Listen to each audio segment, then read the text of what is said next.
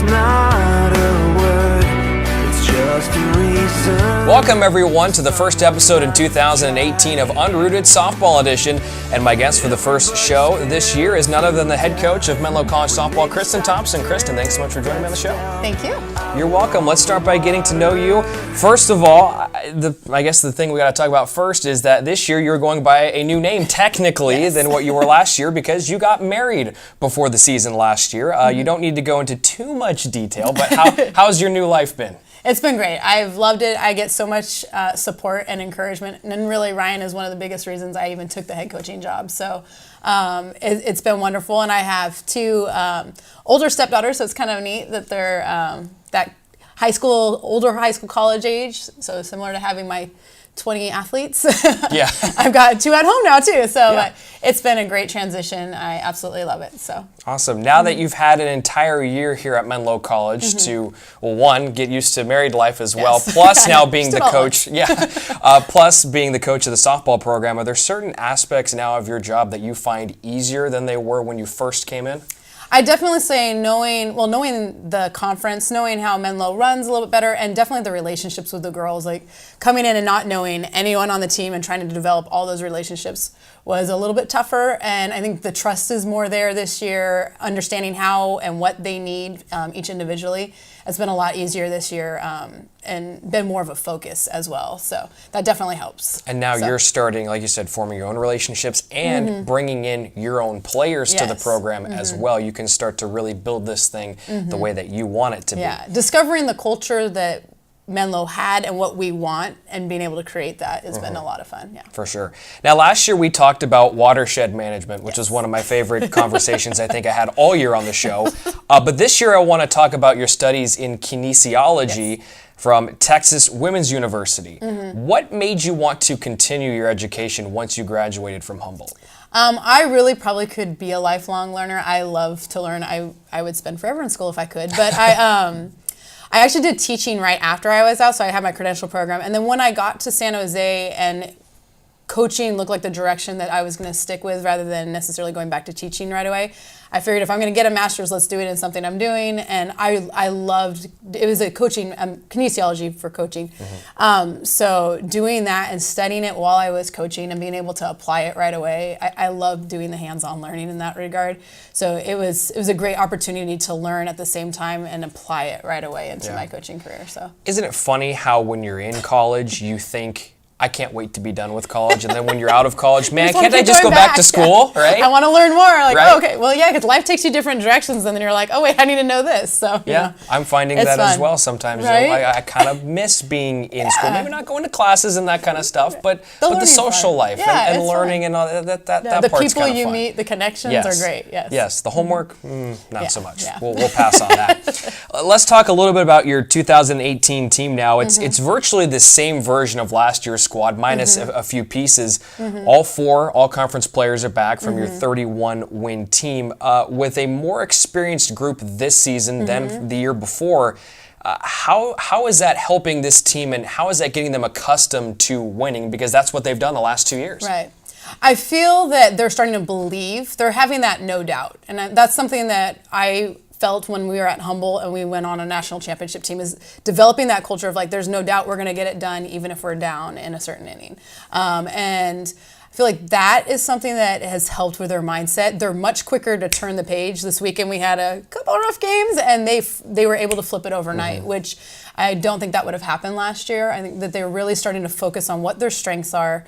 They understand what their strengths are. They understand that you're going to have those days, but those are just those days, and you can flip the switch and change it at any point in time. I think that's the biggest change in their mindset, that they believe in themselves more, and they're starting to grow that. The biggest challenge on the expectations is not expecting too much out of themselves right away, and that, okay, it's all right. If we don't go blow somebody out, we can still make it happen. Yeah. So.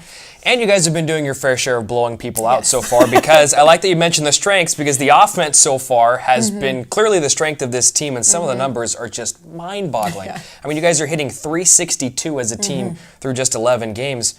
What's gotten into the bats? I really feel like they've combined a couple different techniques. I know Matt Lyle came in here and did an amazing job getting their power swings going.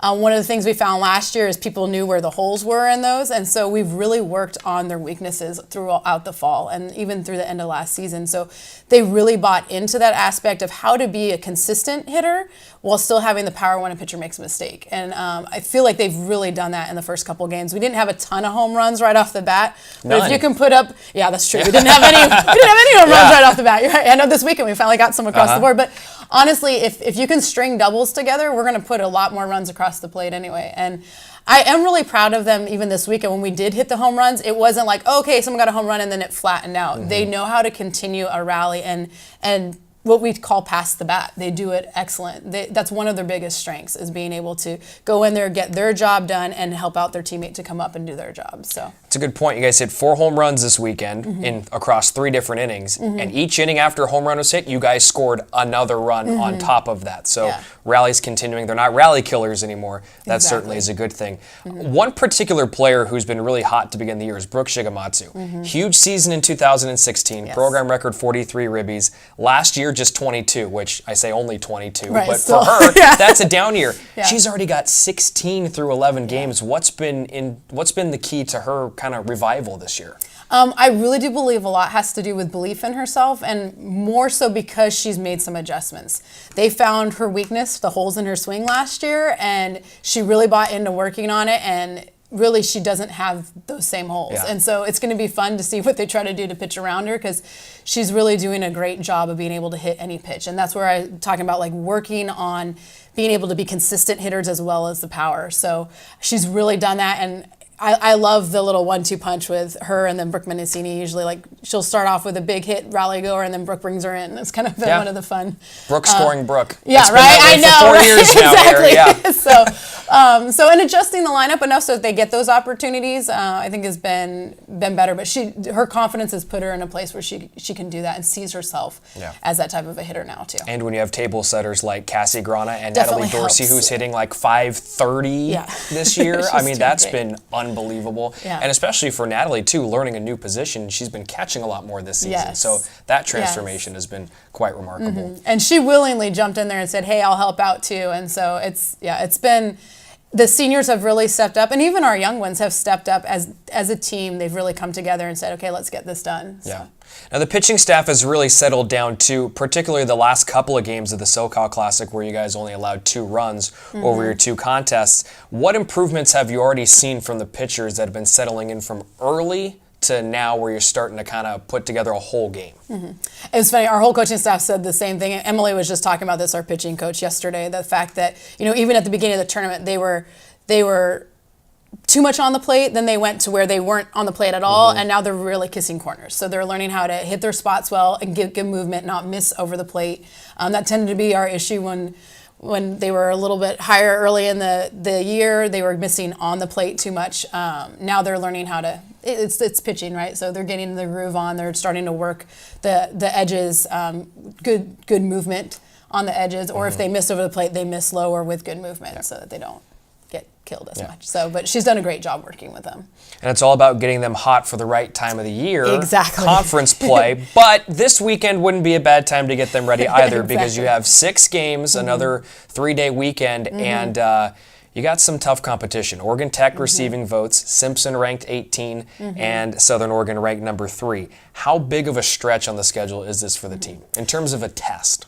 I think it's going to be a great test for them. I think they're more than prepared for it going into this weekend. Last weekend, I think, even helped us get to that point. When you go through some troubling games, you realize, okay, it's humbling, reset, how do we get through that? I believe they've proven to themselves that they're okay in any situation. We've worked on the type of pitching that we're going to be facing. We went in and beat Simpson before. We gave them a few runs we didn't need to, so we know we're capable of doing that. SOU, I know they believe they're capable of beating them as well. So it's going to be great competition. You got to play the best to be the best, I believe. So however it comes out, it's going to definitely be a preparation for us going in, but I do think that we're more than capable. It's going to stretch them in 6 games, but they work well together, and I think that They'll keep bringing it. They'll keep bringing it. Having already come off of one six-game weekend, they got this. They're ready for it. it. We eased them up. We started 2, 4, 6, you know. So 8's coming up, right? No, we go back down to 4, thank goodness. I think everybody might be a little bit happy about that. Yeah, rest up and then try to attack it. We'll see. All right, Christen, let's get into the final segment of the show called Brand New Bites. I'm going to ask you 3 off-the-wall questions. Give me your best answers. All right. Question number 1. What player is worst at karaoke? All right, so got to throw a couple under the bus. No, we actually had a fun trip down to LA and back. That's where this question came from. I figured, yes, our karaoke. The girls definitely love it. I would have to say this, and this comes from the whole staff. Brooke Menacini and Cassie as a duo, amazing voices, but they can't quite hit Whitney Houston's range. I don't know if anyone can. That would be the ones that stood out in that trip. But no, they did a great job. It's actually a lot of fun listening to them all. I'm like, don't get me involved. You don't want to hear it. So what were they trying to sing? The Want to Dance with Somebody by Whitney Houston. So it is Coach Rogers' favorite, Emily's favorite. So they, she was trying to get in there, but her voice was gone, so she couldn't jump in. So they were carrying the load. Brooke, Cassie, leave it to the professionals, please. Question number 2. Which player has the biggest conspiracy theory? This one, I don't know that there's one that has a conspiracy theory, but I would say that if anyone would know who has one or knows of a conspiracy theory, I think it would be Jordan Kennedy. I just feel like she's the type that, I don't know, would have the in on those types of things. Yeah, maybe. There's definitely a sort of a level of adventurism that goes, I think, with a conspiracy theory, and she does spend some time doing that. So that's not a bad idea. Yeah. I think I'll have to ask her that later this year. Yes, I think we're going to have to. Yeah. Kind of What is your conspiracy theory, Jordan? Get it ready, because I'm going to grill you on that pretty I think good. she might have something up her sleeve. I hope she does. And then question number 3. This, of course, is the 2018 Winter Olympics season in Pyeongchang. So I've heard from a lot of people that curling is a very popular Olympic sport. So which player on your team loves curling the most? I was hard to go to a player. I think our athletic trainer, Justin, might be the biggest lover of that. We figure maybe Brooke Menacini because she's just a sport lover in general. But I've already used her once, so I don't know. I think Justin might be the undercover one. What gives off that vibe? He's into sports, he's into athletics, it's curling. I don't know, our athletic trainer at San Jose State used to do curling, so it might be a bias. It could be a bias. Hey, I mean, if it runs in one guy, it's got to run for all of them, right? Like, I know, That's the way it's got to work sometimes. Christen, thank you so much for joining me on the show. All right, thank you. And best of luck the rest of 2018. Folks, the Menlo College softball team, they're on the road. They're up in Reading this weekend for some neutral site contests. Well, a couple of them neutral site anyways. They open up Friday, Saturday, and Sunday, the 16th through the 18th. All games hosted by Simpson University. They take on Oregon Tech, Simpson, and Southern Oregon, 3 teams receiving votes or being ranked nationally in the opening NAIA coaches poll. We invite you to tune into next week's show. Christen Thompson will select the first student athlete to be interviewed by me, Brian Brownfield, right here on Unrooted Softball Edition. Until then, we'll see you next week. Take care, everybody. It doesn't matter what you've heard. Impossible is not a word. It's just a reason.